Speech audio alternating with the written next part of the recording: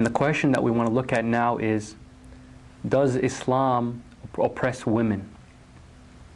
We see oftentimes on the television, in newspapers, on the internet, and various sources of information that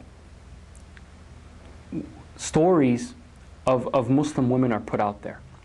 And in these stories and images, we see a Muslim woman who is forbidden to get an education, who is forced to stay at home, forbidden to have a life outside of serving her husband, and is treated as a second-class citizen. And what we want to talk about is this what Islam teaches, right? That's what we want to look at. Although you may find some countries where the majority population is Muslims that may or may not have laws that oppress women, this in no way comes from the Islamic faith.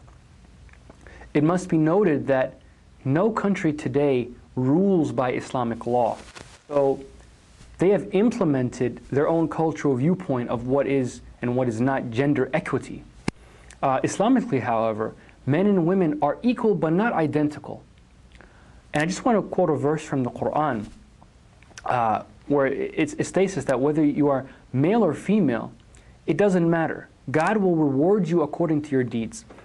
In chapter 33, verse 35 in the Quran, it states, for Muslim men and women, for believing men and women, for devout men and women, for true men and women, for men and women who are patient and constant, for men and women who humble themselves, for men and women who give charity, for men and women who fast, for men and women who guard their chastity, and for men and women who engage much in God's praise.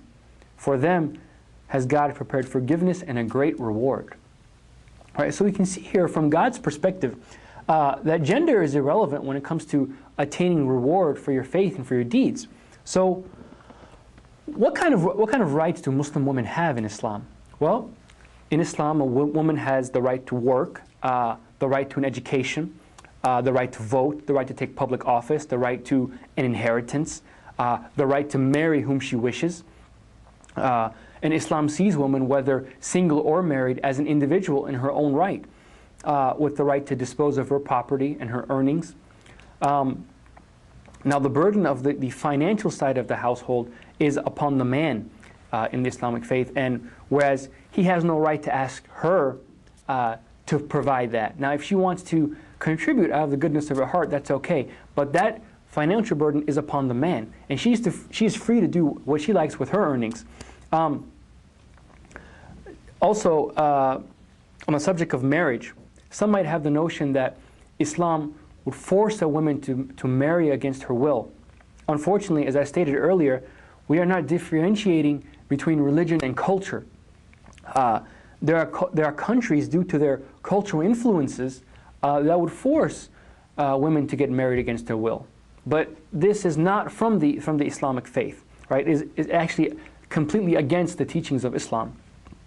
And when a woman does marry, she even gets to keep her own maiden name. And this is another emphasis on her individuality. So a lot of these things that I've mentioned, women in America got these rights a lot later than their Muslim counterparts. In the early history of the United States, for example, women were treated as second-class citizens and were seen as sort of a subset of her husband, right? And even after marriage, she had no right to own property, to maintain her wages, or even to vote, right? That was not until 1920, when the 19th Amendment was ratified, that women actually got the right to vote in this country. So it's important that we put things in perspective here. Another issue is modesty. As far as modesty is concerned, men and women both in Islam are asked to dress modestly. And Muslim women, they wear veil out of modesty. We believe as Muslims that a woman should not be judged according to her outer beauty, but rather according to her intellect and her character. But that's not the main reason why a Muslim woman covers, or the main reason that any Muslim does anything. What it really boils down to is that a Muslim is following the commandments of his or her Creator and submitting to that. That's what it boils down to. And the same can be said when a Catholic nun decides to dress modestly and to wear a veil. It's seen as a godly act. It's seen as she's submitting herself to God, right? She's submitting herself to the devotion of God. And the Muslims see this the same way. Also, violence against women and forcing them against their will in the Islamic faith, again, is not allowed. And the Prophet Muhammad, peace and blessings be upon him, said that the best among you in belief is the one who is the best in manner and kindest to his wife. Right? That's a saying from the Prophet of Islam, peace and blessings be upon him. So these are just a few examples from our faith that sort of illustrate the role and the position that women have. So let me just briefly go over what I talked about. There are a few key points that I would like the viewer to take from this and to remember. Number one, to remember that when it comes to the rights and the roles of women in Islam, it's important to separate religion from culture. The cultural practices of certain places may or may not be in line with what Islam as a religion teaches.